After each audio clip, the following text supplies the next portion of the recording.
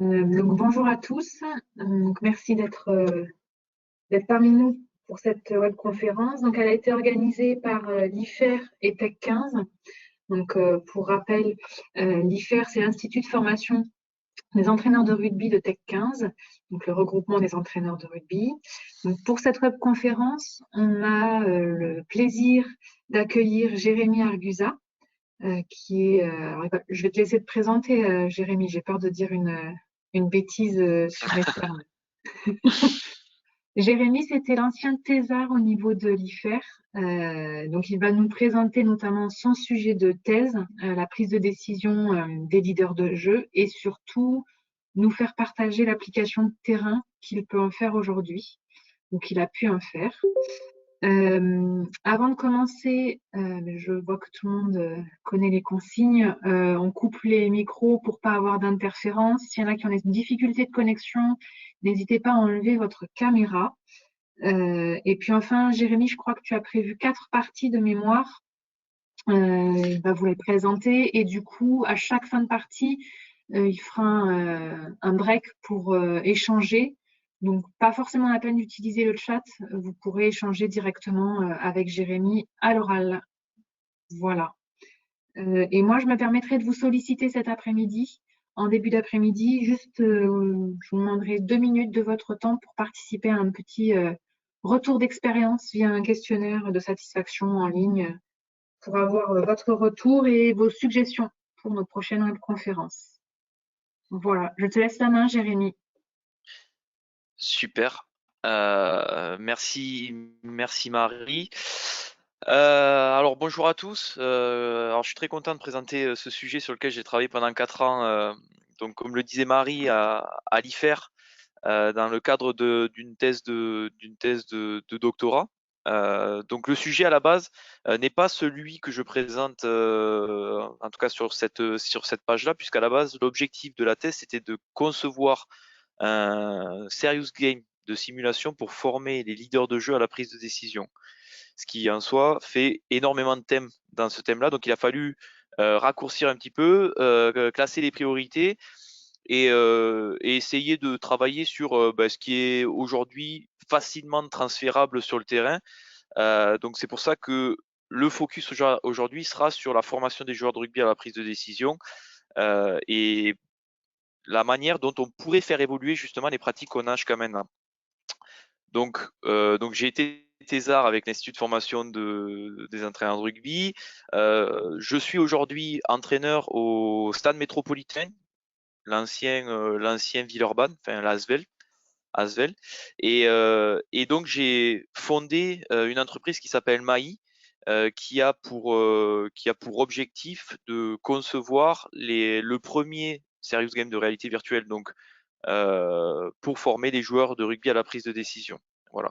Donc Maïs, c'est une entreprise qui est née il n'y a pas très longtemps et qui en gros a pour enjeu de développer ce genre de technologie pour faciliter le travail des entraîneurs au quotidien avec les joueurs sur ces thèmes-là. Donc avant de commencer, je souhaitais faire un petit point sur la manière, sur le cadre un peu de mon intervention, sachant que voilà, c'est une intervention que j'ai déjà eu l'occasion de faire et devant des publics qui étaient novices dans le rugby. Donc à chaque fois j'essaie un petit peu de m'adapter. C'est pour ça aussi que je vous ai posé la question je vous ai envoyé ce Google Form pour savoir mais quelles étaient vos attentes par rapport à la prise de décision. Le premier point que je voulais aborder, c'était de dire que la prise de décision, c'est un champ qui est très très large. Vous voyez le graphique que vous avez face à vous, avec quelques noms d'auteurs, ce sont tous les champs théoriques qui ont abordé la prise de décision. Donc tout ça pour dire que j'ai évidemment pas pu, au cours des 4 années de thèse, aborder tous les champs. Je pense qu'il n'y a personne dans le monde qui est capable de lire tous les éléments tous les points que vous pouvez avoir sous les yeux, sachant que chaque point correspond à une centaine peut-être d'articles ou un millier d'articles. Donc l'idée, c'est de dire qu'aujourd'hui, je vais présenter la manière dont j'ai abordé le sujet. Il y aura certainement des choses, vous, sur lesquelles vous vous interrogerez. Peut-être certaines fois, il y a même, ça m'étonnerait pas que j'ai pas forcément les réponses à vous apporter. Mais en tout cas, n'hésitez pas à me poser des questions et à être même critique parce que c'est justement de ces échanges-là que, enfin moi derrière après, ça m'amène à aller fouiller un peu dans la littérature, la manière dont je pourrais éventuellement répondre à ces questions-là, et ça me permet aussi d'avancer sur ce sujet-là, qui est, comme je le disais, presque infini. Euh, donc l'idée, ce que disait Marie, c'est que à chaque fois, je vais aborder une partie. Donc, enfin, je vais aborder mon intervention se fera en trois parties. Une première partie sur la prise de décision humaine, une deuxième partie vraiment sur la prise de décision dans le cadre du rugby, et une troisième partie sur quelles sont les pratiques actuelles enfin, que l'on utilise en tant qu'entraîneur, quelles quelles peuvent être comment dire, les critiques qu'on pourrait en faire, et puis les limites aussi de ces méthodes-là, et comment est-ce qu'on pourrait faire évoluer nos pratiques vers des pratiques qui seraient optimales, mais bien qu'il n'en ait pas, il n'existe pas de pratique optimale, mais vers des pratiques un peu nouvelles. Voilà le cadre de l'intervention. Euh, Juste pour faire un point avant de démarrer, expliquer pourquoi au démarrage de cette thèse, on s'est focalisé sur ce sujet-là avec l'IFER. Ben, tout simplement parce qu'on a trouvé des situations, on était confronté, et surtout il y a une période, et en plus quand on le voit une fois, on a l'impression que ça arrive tout le temps, mais on a vu plusieurs situations de fin de match comme celle-ci, dans le Money Time, où ben, on voit des discussions, des joueurs qui sont pas d'accord, euh, des situations sur lesquelles, avec du recul, on a l'impression que le choix à réaliser paraît logique, et pourtant les joueurs, ben, voilà, se chahutent là dans ce cas-là, ou voire même se trompent. Quand je dis se trompe, c'est se trompe par rapport au filtre qu'on pourrait avoir quand on a du recul et qu'on est dans notre canapé. Donc une première situation avec un Bordeaux-Montpellier où Bordeaux a fait le choix de ne pas prendre les points, et on voit le gros débat qu'il y a autour de la prise de décision, ce qui aussi questionne sur la valeur collective de la prise de décision. Euh, questionne aussi sur le rôle des leaders au cours des matchs pour prendre les décisions, l'impact qu'ils doivent avoir sur le groupe, etc. Une deuxième situation que je pense vous connaissez tous, qui est un peu plus vieille, je suis désolé. Donc je vais essayer de redémarrer le document. Donc une situation qui est un peu plus, je reviens sur cette situation-là, c'est toujours un plaisir quand la technique nous lâche en plein milieu. Donc situation, je ne sais pas si vous vous rappelez, une situation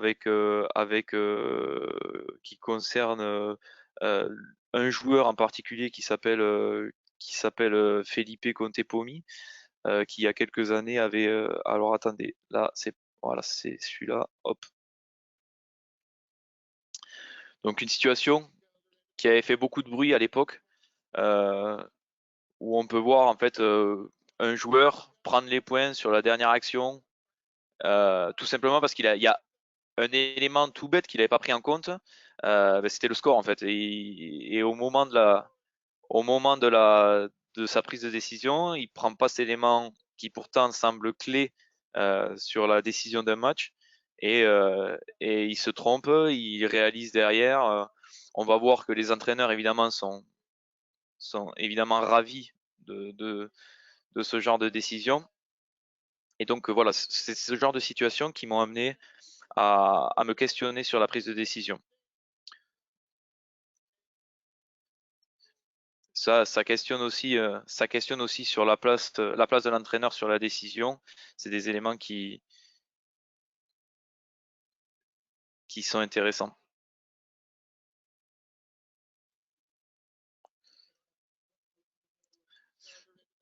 Voilà. Donc, comme je disais, intervention en 3 parties sur la définition du thème, la prise de décision des joueurs de rugby et la formation sur la prise de décision. Donc, quand je parle de prise de décision, on connaît tous un petit peu la manière, enfin, on a tous une définition un peu prédéfinie de la décision. La décision, c'est quoi? C'est une réponse à un stimulus, en fait. On a un stimulus, on a une réponse, et en fait, la décision, elle intervient entre ces deux temps. D'accord? Donc, au cours du processus décisionnel, il y a une première prise d'information sur la situation, il y a une partie où, sur le plan cognitif, on va être amené à sélectionner les options pour prendre la décision en fonction de tout ce qu'on a vu auparavant. Il y a une préparation de l'action, donc tout ça, ça se fait en interne, c'est la matière grise, hein, tout le processus cognitif. Puis après, il y a une partie où là, on va être amené à réaliser une action et une partie où on va revenir sur cette action et essayer de faire en sorte de l'adapter au maximum à ce que l'on est en train de vivre en cours d'action. Donc, ce sont des boucles de rétroaction qui permettent de réguler justement l'action que j'avais décidé de réaliser auparavant. Aujourd'hui, ce sur quoi on va se focaliser, c'est cette partie prise d'information et sélection de l'option. Donc 2 questions que vous m'avez posées. La première question, c'était, quel est le temps moyen de passage de la prise de décision à l'action? Alors ça, c'est difficile, c'est une question difficile à, mmh, c'est une question difficile sur laquelle c'est plutôt difficile de répondre puisque, selon le type de décision auquel on est confronté, on va avoir si on est joueur de rugby, entre, 20 secondes entre 2 actions sur un temps arrêté, d'accord? À, moins d'une seconde. OK? Donc ça veut dire que en gros le focus se fait, en fonction de la situation de jeu sur laquelle on est. D'accord? Par contre, est-ce que cette décision, elle peut être réfléchie? On aurait tendance à dire qu'elle peut être réfléchie à partir du moment où on a du temps, mais on se rend compte que, dans la littérature, sur l'économie et tout ça, il y a des traders des fois qui ont des décisions à prendre qui durent pendant ils ont un temps de 3 4 minutes et ils arrivent quand même à avoir des problématiques, ils arrivent pas forcément à être rationnels. Donc j'ai envie de dire aujourd'hui qu'une décision, si par réfléchi on entend rationnel, c'est-à-dire prendre du recul, être capable de faire des statistiques ou des non, une prise de décision, elle peut pas être réfléchie parce que notre cerveau est toujours en adaptation et donc répond à des schémas bien précis qu'on va voir aujourd'hui. Pourquoi elle peut pas être réfléchie et pourquoi moi mon analyse dans le rugby, pourquoi c'est dire qu'elle ne peut pas être réfléchie? Parce que tout simplement, le rugby et le joueur de rugby lorsqu'il est en compétition, il subit des contraintes qui émergent des différents contextes autour de la performance. Donc il y a le contexte global, c'est-à-dire tout ce qui se passe, sur l'année, sur la toute la planification, toute la semaine, tout ce qui se passe autour du joueur dans son quotidien. Le contexte beaucoup plus local, beaucoup plus centré autour de la compétition, le jour de la compétition, le moment du match, etc. Puis il y a la situation de jeu auquel est confronté le joueur. Certaines fois, les décisions elles vont répondre à la situation auquel le joueur est confronté, mais certaines fois, le joueur il va juste se focaliser sur des éléments du contexte global. Par exemple, l'objectif de la saison, c'est de gagner le championnat. Lorsque je suis chez le dernier et qu'il y a une pénalité qui a des points à aller chercher sur la fin de match, eh ben, l'orientation de ma décision, elle va être focus sur ce contexte global et pas forcément sur la situation que je suis en train de vivre. Sur ces différents plans de contexte, on va avoir des éléments qui influencent encore plus donc les joueurs, hein, qui ont forcément des influences sur la prise de décision. Ces éléments, c'est quoi? C'est le règlement, d'accord? La nature de la pratique, l'environnement autour du joueur et autour de la compétition et le moment auquel la décision arrive. D'accord? Tous ces éléments-là, ça va forcément engendrer des contraintes cognitives qui sont spécifiques à la pratique du rugby. Donc, juste pour donner quelques exemples, sur le règlement, on va avoir les règles compétitives, sur le plan général, On sait que, par exemple, gagner un match avec 3 essais d'écart à à haut niveau, c'est marquer 5 points. Voilà, donc ces règles, elles se déclinent sur le plan global jusqu'au moment où le joueur est en train de jouer, c'est-à-dire, je sais pas moi, prendre 3 points et tenter la pénalité, prendre la pénalité, ça vaut 3 points pour mon équipe. Voilà. Donc tous ces éléments-là, c'est des éléments qui pèsent forcément sur l'activité des joueurs.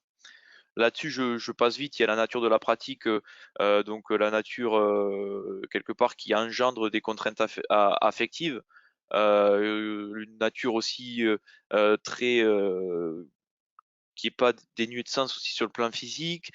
Donc voilà, tous ces éléments-là, pareil, se déclinent des situations globales aux situations purement de jeu. Donc là-dessus, je passe, l'environnement, la vie du groupe, et cetera, le moment, le statut de la compétition, tout ça, c'est des éléments de toute façon que vous aurez.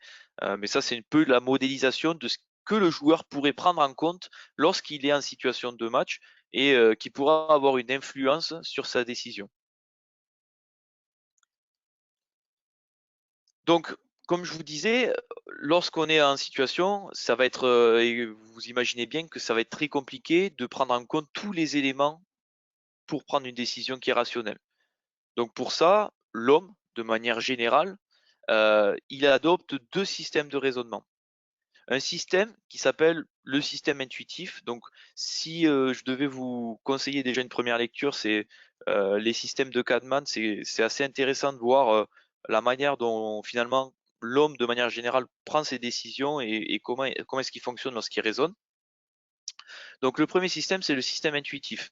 Le système intuitif, c'est un système qui est rapide, qui se déclenche très rapidement, mais qui souffre de biais parce que, il va demander à la personne de sélectionner les informations essentielles pour prendre sa décision. Sauf que quand on sélectionne les mauvaises informations ou qu'on les traite, rapidement et peut-être pas de la meilleure manière, on arrive à des biais, on arrive à faire finalement des décisions qui sont pas du tout, cohérentes. Il y a ensuite un système beaucoup plus réflexif. Là, c'est un système où la personne a le temps de prendre sa décision. Donc ce système-là, il se met en route quand justement cette personne-là a le temps. Et donc c'est un système qui est réflexif, qui est lent, qui se déclenche après un petit temps de latence. Et c'est le moment en fait où on prend un peu de recul sur les situations et où on optimise un peu notre décision. Donc ça, c'est par exemple quand l'entraîneur prend du recul et regarde la vidéo.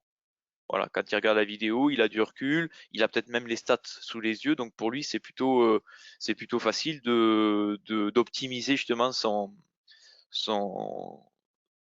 sa prise de décision. Donc ces 2 systèmes-là, ils sont très importants. Pourquoi?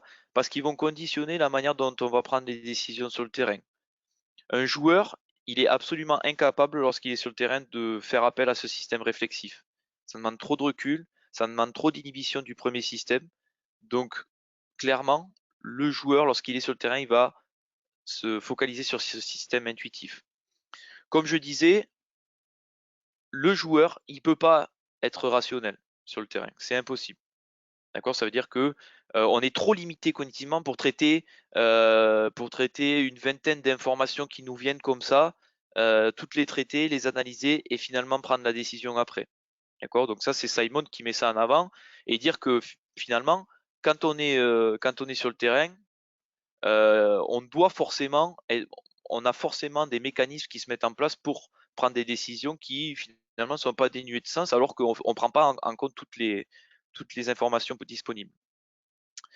Deuxième point, donc ça c'est Erickson qui a travaillé en 93 là-dessus, c'est la théorie de l'expertise. Je pense que la plupart d'entre vous la connaissez, c'est les 10 000 heures de pratique délibérée qui amènent à l'expertise dans un domaine particulier. D'accord? Donc Erickson, il dit qu'après 10 000 heures ou 10 années de pratique délibérée, une personne devient experte de, de son domaine. D'accord? Cette théorie-là, elle met en avant le fait que l'entraînement amène à l'expertise, mais elle explique pas forcément qu'est-ce qui finalement se développe chez le joueur de rugby ou chez le joueur de violon ou chez peu importe, pour arriver à pour développer ses compétences dans la prise de décision. En 95, Ericsson, donc toujours le même, s'est rendu compte que la théorie de la mémoire de travail à long terme s'est rendu compte que c'était la mémoire en fait qui nous permettait de d'être capable de répondre à des décisions sous pression, à des situations sous pression, grâce à des codages, des petits schémas qu'on intégrait et que notre mémoire permettait d'intégrer pour finalement optimiser notre rendement lorsqu'on était en situation. Comment il a fait? Il a travaillé sur une expérience sur les échecs où il a demandé à des experts des échecs et à des novices de retenir des combinaisons de pièces sur un plateau. Évidemment, lorsque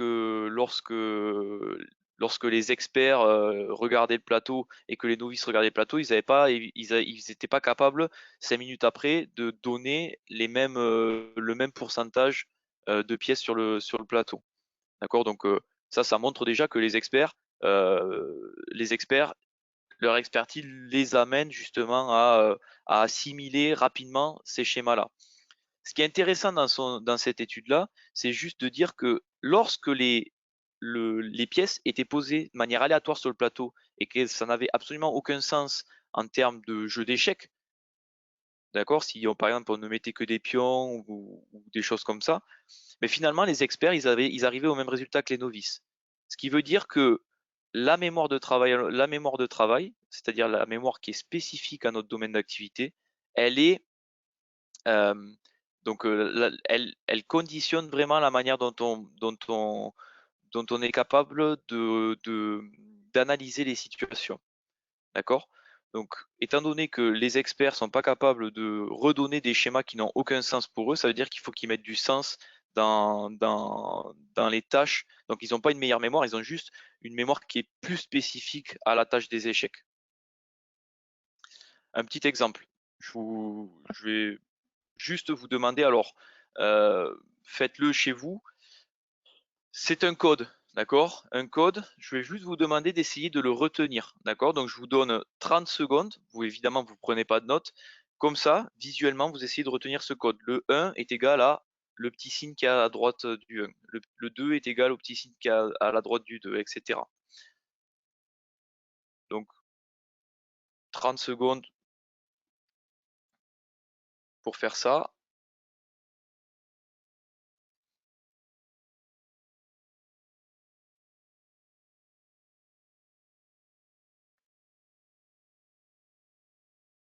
C'est bon? Allez, je passe à l'autre. Maintenant que vous avez retenu ce code, je vais juste vous demander de déchiffrer, donc de déchiffrer les numéros là en fonction du code que vous avez vu avant. C'est-à-dire noter les petits codes que vous avez vus avant en face de chaque numéro pour avoir la combinaison.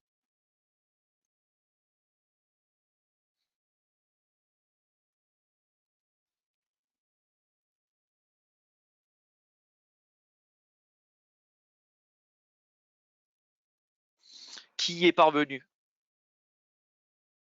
Celui qui est parvenu a le droit d'allumer son C'est son. dur là quand même, Jérémy, ton histoire là, hein. Personne? Ok. C'est normal. C'est normal qu'on n'y parvienne pas. Pourquoi? Parce que code nouveau qu'on n'a jamais vu, donc on n'a jamais fait les petites connexions qui nous permettent de retenir ce genre de code-là. D'accord? Par contre, j'imagine, donc Marie, tiens, tu vas être le témoin pour tout le monde. Comment est-ce que tu as fait justement pour essayer de retenir ce code-là? J'ai essayé de visualiser dans ma tête, sauf que j'étais bien sur 1, 2, 3, 4, 5. Mais là, tu m'as mis 8 dès le départ et ça m'a coupé tout. D'accord. Donc tu as essayé de retenir que le 1, c'était une barre comme ça, le 2, essayer de faire Voilà. des liens entre les trucs. D'accord? Bon, c'est ce que tout le monde fait naturellement. On essaie de faire des liens entre le premier et le dernier. D'accord? Ben, pourquoi? Parce on se facilite, en tout cas, le travail de la mémoire pour retenir le code. D'accord? C'est ce qu'on fait tous naturellement. Sauf que ce code-là, en fait, je pense que donc c'était très difficile de le retenir. Sauf que si je vous avais pas présenté ça, donc ce qu'on vient de voir avant, pardon, hop, hop, ce qu'on vient de voir avant, mais que je vous avais présenté ça, c'est-à-dire le 1 correspond à cette barre-là, le 2 correspond à cette barre-là, c'est des choses que vous connaissiez déjà, que vous aviez déjà en mémoire, auxquelles vous étiez, sur lesquelles en fait vous étiez déjà expert. Et donc, finalement, pour retranscrire le code ici, ça aurait été beaucoup plus simple. D'accord? Tout ça pour dire que la mémoire, dans tout ce qu'on fait, elle a un vrai impact sur la manière dont on prend les décisions, sur la manière dont on assimile une situation, sur la manière dont finalement on agit lorsqu'on est en situation. Est-ce que jusqu'à maintenant il y a des questions?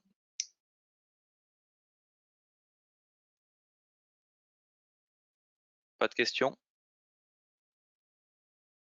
Non, pas de question. Michel, pardon, mais tu peux revenir quand même sur le premier code, voir si on avait bon ou pas quand même, voilà. Ouais. Juste pour vérifier, quoi. Prendre le temps de se rendre compte de nos limites. Merci. Donc tout ça pour dire que ouais, c'est en fait finalement l'expertise, que ce soit dans le sport ou partout, on l'utilise sans arrêt.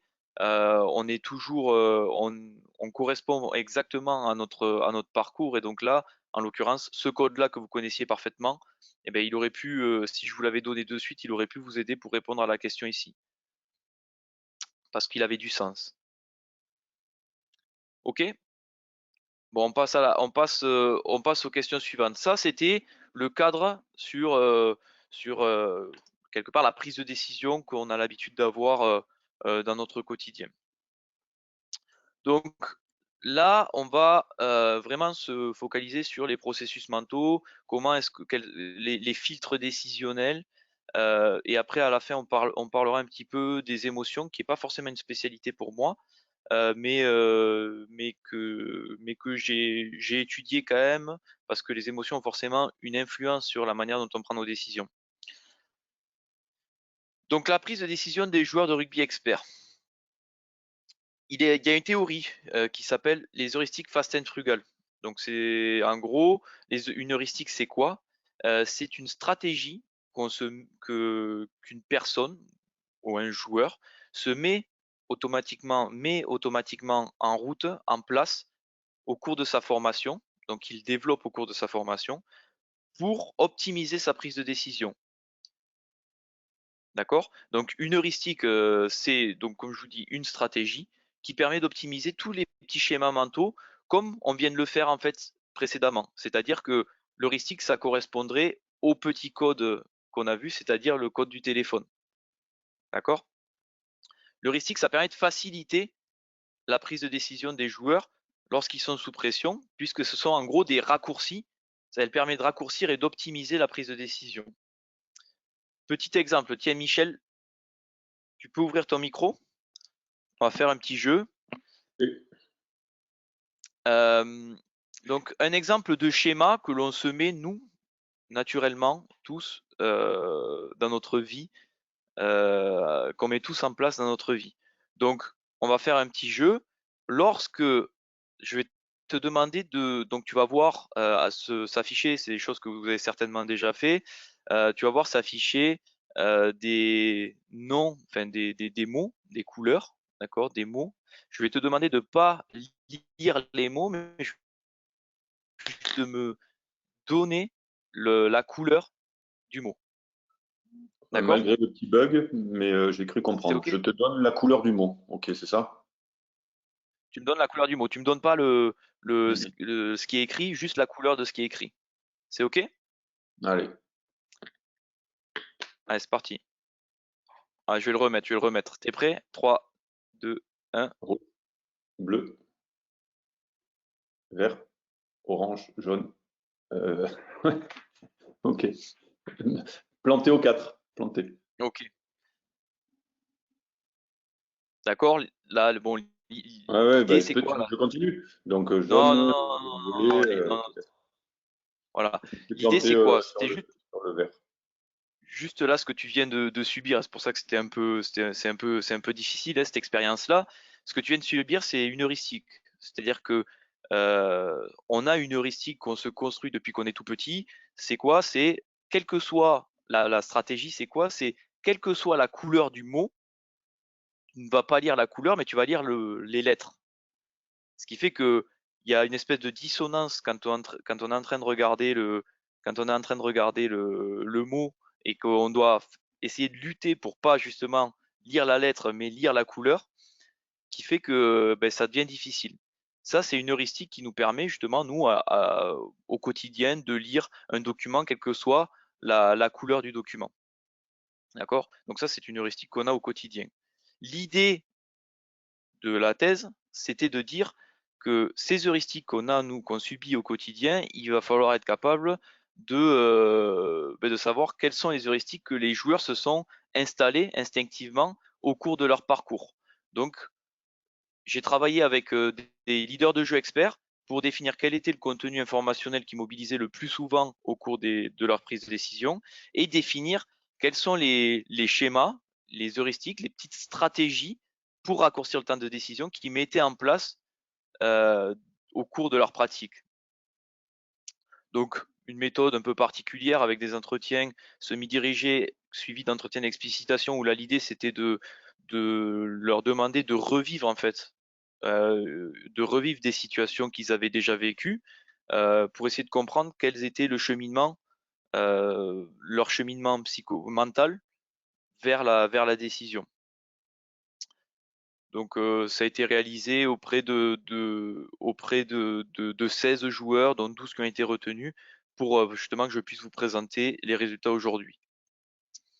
Donc avant de vous présenter les résultats, il faut se dire que dans le sport, il existe deux types d'heuristiques. Des heuristiques qu'on appelle des heuristiques des heuristiques descendantes. C'est-à-dire que c'est des heuristiques qui se basent sur des préconçus, d'accord, comment dire, des préconçus, c'est-à-dire que en gros le cheminement mental du joueur, c'est quoi? C'est je suis dans une situation, je génère des options et ensuite je vais adapter les options que j'ai générées à la situation. D'accord? Donc c'est pour ça que je dis descendant, c'est que ça vient du joueur et ensuite le joueur va l'adapter à la situation. Puis il y a des heuristiques qui sont ascendantes, c'est-à-dire je vais considérer les indices que j'ai autour de moi dans un premier temps pour ensuite, derrière, sélectionner un indice qui me convient et prendre la décision en fonction de cet indice-là. Donc là, c'est une adaptation à la situation. D'accord? Petit exemple pour que ce soit plus parlant. Le même joueur qui vit la même situation, quasiment la même situation. Ce joueur-là, il emploie take the first. Ah, pardon. Alors, du coup. Donc c'est le numéro 10. Donc il fait le choix de jouer au pied dans le deuxième temps de jeu, comme vous allez le voir là.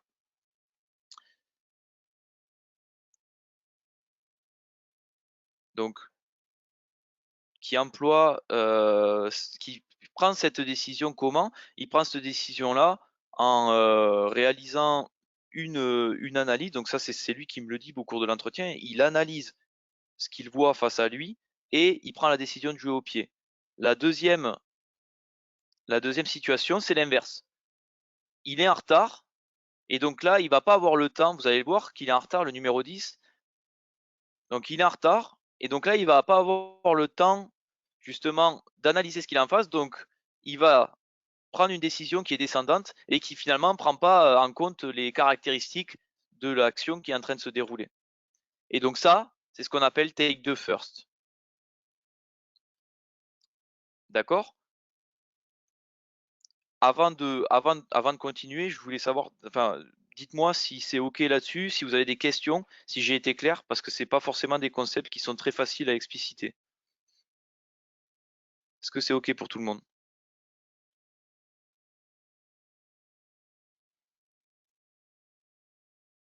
Ah, je vois que Sur dans le le chat, chat, on oh, voit c'est que OK, oui, OK, apparemment. ouais, pas de souci pour le moment.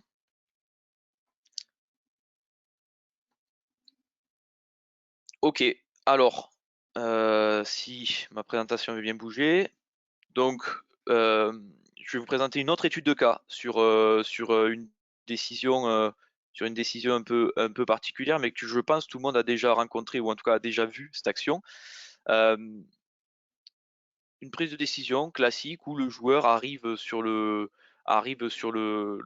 jeu et a une première idée, une décision initiale qui est la volonté de marquer en demandant aux avants de faire un maul. Donc là, on est sur une touche et l'idée, l'annonce est de faire un maul pour aller dans l'embut. Au cours de cette situation, il va prendre les informations au fur et à mesure de la situation et notamment au cours de la phase de fixation qui intervient avant la décision. Donc là, qu'est-ce qu'il va faire? C'est une stratégie, donc c'est take the best, là en l'occurrence, puisque c'est une stratégie ascendante. Il va observer pour prendre sa décision et il me dit quand j'appelle le ballon, au moment où j'appelle le ballon à mon numéro 9, puisque lui joue numéro 10, j'avais déjà l'idée de ce que j'allais faire. Donc cette action-là, donc on va voir en bas de l'écran finalement le numéro 10 qui commence à se positionner, qui appelle le ballon et donc comme on peut le voir, il a tout le temps d'observer ce qui se passe à lui pour s'y adapter au fur et à mesure et donc adopter cette stratégie ascendante. Et donc là, en l'occurrence, ça paye puisque ce qu'il me dit, c'est que ce qu'il regarde au moment de sa recherche d'indices sur la défense, c'est que il regarde comment ils sont placés, ils étaient bien, ils étaient peut-être un petit peu écartés, mais sans trop. Par contre, l'élément qui fait qu'il décide de prendre sa décision et donc d'arrêter finalement son analyse, c'est qu'il a vu que tout le monde est sur la même ligne et que personne n'est décroché. Donc ça, c'est ce qu'on appelle une loi d'arrêt de l'heuristique, c'est-à-dire que l'heuristique s'arrête parce que justement, il y a un élément qui interpelle le joueur. Donc, ce joueur-là, il annonce à ses coéquipiers le code du Razan, donc en gros, il passe à l'action. Voilà. Donc ce qui est intéressant, c'est de voir qu'il y a d'abord l'analyse et après, derrière, il y a la décision, la sélection de l'option. Contrairement à d'autres situations où on arrive sur la situation, on n'a pas le temps d'analyser et donc il faut être capable de générer une option, même si finalement, elle ne correspond pas forcément à ce qu'on est en train de vivre. Donc là, en l'occurrence, stratégie ascendante, c'est take the best. Donc, sur les experts en fait que j'ai pu interroger, je me suis rendu compte que 80% des experts employaient take the best. Dans 80% pardon, des situations, c'était take the best qui était employé et dans 20% des situations, take the first. D'accord? Naturellement, ce que j'ai dit tout à l'heure, take the best est utilisé principalement lors des phases de fixation. Pourquoi? Parce que on est sur des temps où la situation est peu contraignante, le ballon est arrêté, finalement les joueurs se replacent, mais se replacent puis s'arrêtent, donc on a le temps de regarder ce qui se passe en face et de voir ce qui se passe. Take the first, par contre, c'est employé lors des situations où on a une pression temporelle ou spatiale. D'accord? C'est impossible de s'organiser à cause de la situation qui est beaucoup trop contraignante, comme on a pu le voir sur la situation, bon, en l'occurrence, c'était Brock James, où là, on voit qu'il finalement, il est un peu à la ramasse, il est un peu à la rue. D'ailleurs, c'est ses termes à lui, hein, c'est lui qui m'a dit sur cette situation, j'étais à la ramasse, et donc je prends ma décision sans forcément observer en face, mais en fonction des préconçus que j'ai sur le jeu. Ces résultats-là, ce 80-20, ils sont opposés à ce qu'on voit dans les autres sports.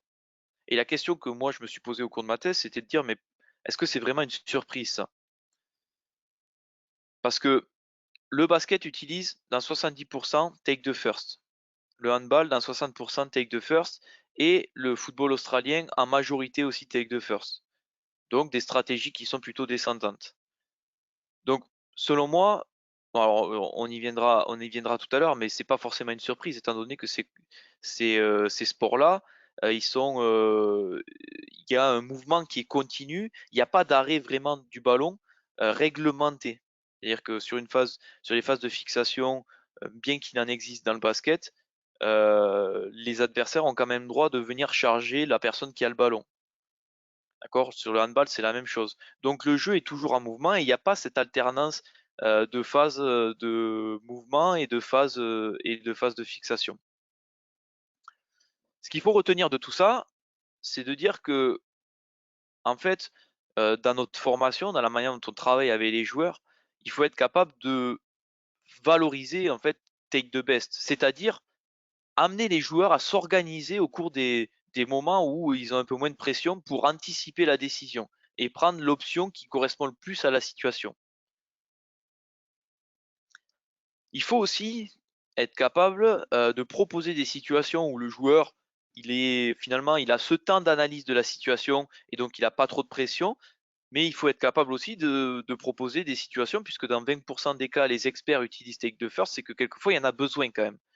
Parce que quelle que soit l'anticipation qu'on a, il y a des fois, forcément, le joueur se retrouvera dans le jus, il aura des moments où il va être obligé de s'adapter au dernier moment et donc d'employer Take the First. Donc il faut être capable d'alterner les différentes conditions de ce qu'on propose aux joueurs et aux ateliers, donc des conditions sous forte pression et des conditions sur des phases où le joueur a un peu plus de temps. Le deuxième élément donc, que j'ai analysé au cours au cours du travail que j'ai réalisé avec les experts, c'est que forcément la prise de décision elle est influencée par l'objectif du joueur avant la situation, forcément. Ça c'est pas une nouveauté. En revanche, quand le joueur se fixe pas un objectif avant la situation, on se retrouve sur des situations où il prend les décisions mais il sait même pas pourquoi il les prend. Donc important de se dire que peut-être lorsqu'on met en place un atelier, un exercice, peu importe, il faut être capable, enfin, ou en tout cas il faut amener les joueurs à se fixer un objectif sur la situation. Est-ce que c'est de marquer? Est-ce que c'est d'avancer? Est-ce que c'est sortir du camp? Je dis n'importe quoi. Il faut que ce soit clair et net dans son esprit pour que derrière, ben, la décision elle convienne à la situation à laquelle il est confronté. Le deuxième point, c'est de dire que la prise de décision elle est influencée par des informations euh, qui sont d'origines diverses et variées, notamment le lieu, la météo, le temps. Donc ça, c'est ce qui revient le plus souvent, hein. Le contenu, donc purement rugby. L'arbitrage aussi est revenu quelquefois. Et la connaissance de son équipe et ses partenaires. Le dernier point, et là j'attire vraiment votre attention là-dessus, c'est de dire que les éléments qui sont pris, qui permettent de prendre la décision dans 50% du temps, dans 50% des décisions des leaders de jeu experts, c'est le premier rideau défensif. Donc 50% des prises de décision des leaders de jeu experts, elles se basent sur des informations qui se situent sur le premier rideau. Dans 37,5%, elles se basent sur des éléments qui viennent du placement des partenaires qui sont derrière eux. Ce qui va être intéressant là sur le dernier indice que vous voyez en bas à droite, c'est que le second rideau défensif intervient assez peu souvent, mais lorsque le joueur prend une info sur le second rideau défensif, c'est souvent un indice qui va être discriminant à 100%, c'est-à-dire que c'est un indice qui va permettre dans 100% des cas de prendre la décision, donc finalement qui est privilégié. Donc quand un joueur prend cette information-là, il va adapter sa décision à cette information-là et pas à d'autres. Donc qu'est-ce qu'il faut retenir de ça pour la formation? Ben, c'est l'importance d'intégrer la situation de l'apprentissage dans un scénario. Donc ça, évidemment, dire qu'on travaille le 3 contre 2, c'est une bonne chose, mais finalement, c'est un peu flou et abstrait. On travaille le 3 contre 2 dans une situation de match, dans une situation de terrain, proche de la ligne, loin de la ligne, proche de la nôtre, etc. Là, ça prend du sens et là, ça permet aux joueurs derrière de s'exprimer en fonction des objectifs qui s'est fixés au préalable.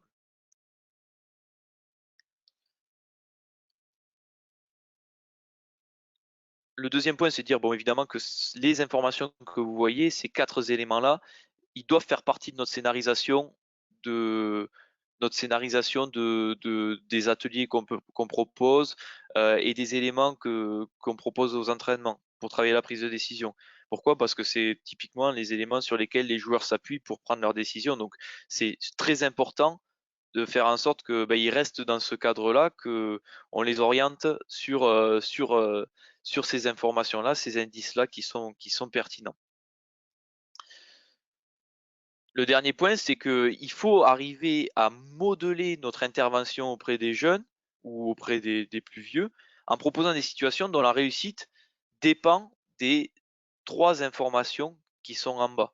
C'est-à-dire le premier rideau défensif, le placement des partenaires et si on prend en compte le deuxième rideau défensif, c'est que finalement ça arrive en bout de piste, c'est le dernier truc qu'on prend en compte, mais lorsqu'on le prend en compte, c'est justement pour l'exploiter. Donc ça, je vous le donnerai, je vais passer assez vite là-dessus. Mais en gros, l'idée de ce schéma-là, c'est toutes les informations que les joueurs ont citées au cours des entretiens, qui ont une influence sur leur prise de décision en cours de match. Et donc toutes ces informations-là, elles se déclinent du moment où il est en train de préparer le match jusqu'au moment où il est sur le terrain et où il doit prendre sa décision. Voilà, donc on voit ce cheminement. Là, ça, c'est quelque chose que vous aurez puisque les diapos, Marie les aura. Donc elle vous les enverra.